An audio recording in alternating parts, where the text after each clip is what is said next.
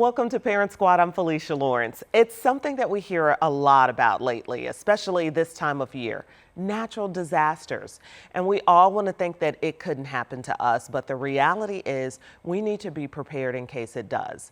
And that includes making sure the kids know what to do if the worst happens. So here to help with the disaster preparedness plan is Riley Children's Health Dr. Kowalczyk. Thank you for being here. Yeah, thanks for having me. Yeah, this is important that we talk about this. After we've had a very active summer so far, there have been a lot of tornadoes throughout the Midwest. And the reality is a lot of families don't have a plan in place in case of a disaster.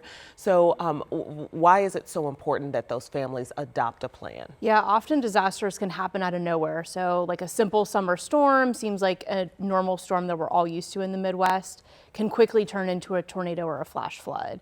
And there can often be not a lot of time to prepare last minute. So it's really important to think ahead of time before that storm of how you can keep your family safe and comfortable. Absolutely, some basics that people need to be paying attention to. So what are the key things that you feel like every family needs in their disaster plan? Yeah, so we recommend that everyone have a disaster kit. So in that kit should have 3 days worth of water and food for all family members. Comfort items for children, so it can be a scary time for kids. So having a few games or comfort toys can be really important for kids. Having a flashlight, and then any medical equipment or things that a family would need in case of they can't have access to their typical medical supplies. A first aid kit. There's kind of a lot of things, but I think those are some of the most important. Yes, anything you can do to be a little bit more prepared can help. Exactly. A lot of us take for granted things like electricity and running water, but if disaster does strike, well, those things often go away. So how can families be prepared in case of disruptions like power, water, light, food, electrical, some of the medical supplies you just mentioned, having a first aid kit? Yeah, you don't realize how lucky we are to have those things just right at our fingertips. Yeah, every time the power goes out, we Right. see that, we experience that. So really having that 3 days of water per family member. So it's actually a gallon per person. So it's quite a bit of water to have stored away in a disaster kit in case your power goes out for a prolonged period of time. Anytime I hear that a big storm's coming, I actually fill my bathtub with water. That isn't really used for drinking, but if you need it to like flush toilets, wash hands, do other things that you need water for, that can be really helpful to have. So that's kind of what I think of for water. Same thing with food, having about a 3-day supply of non-perishable food items. And then every once in a while, kind of getting in the habit, maybe it's when you change your air filters or something else that you're doing on a routine basis, making sure that food's not expiring. If it's getting close to expiration, putting it into your weekly food supply and then replenishing it. So that's what I think about for food and water.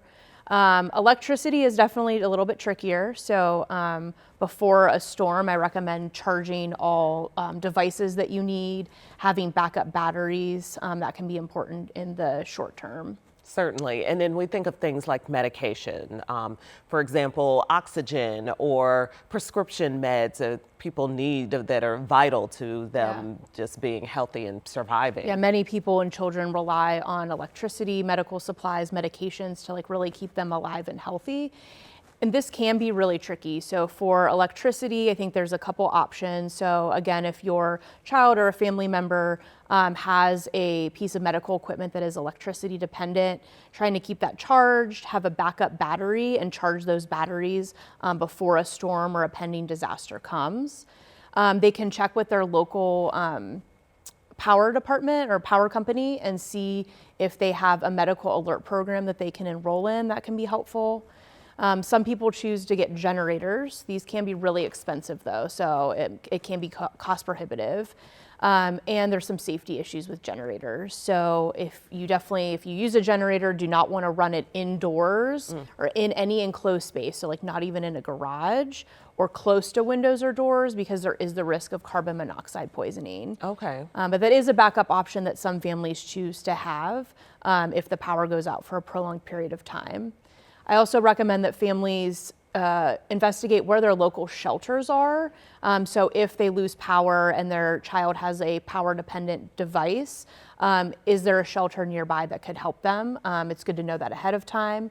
They can use the Red Cross app to find those shelters. Okay, the Red Cross app. Okay. Yeah, they have a great app that will show shelters in the times of disasters. Okay. I'm sure there are a lot of parents who are seeing this right now, and you think it's not only inconvenient, you of course pray that it won't happen to you, but you certainly want to be prepared and be thinking about some of these things. Do you have any advice on just where parents should start? Because that sounds like an overwhelming list to just kind of be prepared, but something is better than nothing, I imagine. Yeah, it can be super overwhelming. So like you said, something is better than nothing. So maybe picking one thing to start with. So what is the most likely disaster to happen in your community, or what is the most likely thing to affect your family, and then finding a solution for that. So it could be as easy as this week we're going to store water in case the power goes out, or this week we're going to practice our disaster plan with our child. Mm-hmm. Yeah, well, speaking of that, how can you really get the kids involved? And you want them to be smart and prepared, safe and smart, not scared. Yes. So how can you really bring them in on preparing for a terrible situation? Yeah, I think a lot of people are worried to talk to their kids about disasters because it's scary. They don't want to scare them, but actually talking about it and making the child feel safe and feel like there is a plan is a better way to go. So talking about it as a routine thing, like we wear helmets when we ride our bike to be safe. We're going to talk about tornadoes and what the plan is for that so that we can be safe if that happens.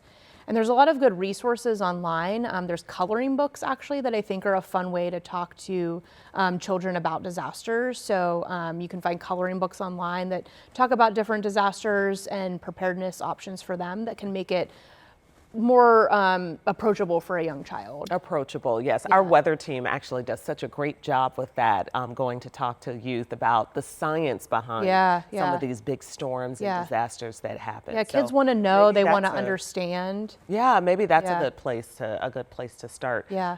Dr. Kowalczyk, thank you so much for being here. Glad to talk about it. Thank you, thank you. So all good advice.